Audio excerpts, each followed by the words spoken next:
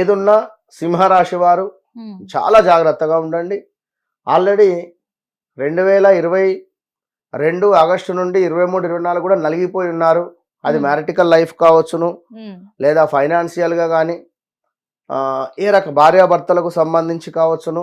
ఈ భార్యాభర్తలలో ఎవరికైనా health related issues రావడం కానీ, లేదా కొంతమేర మనీ లాస్ అవ్వడం కానీ, ఎక్కడైనా ఇన్వెస్ట్మెంట్ చేసి పార్ట్నర్షిప్లో కొన్ని గొడవలు ఏర్పడడం కానీ, ఇలాంటివి ఎన్నో ఎదురై ఉండాలి. సో ఇప్పుడు కొంతమేర స్థాన చలనాలు కానీ, ప్రదేశ మార్పులు కానీ,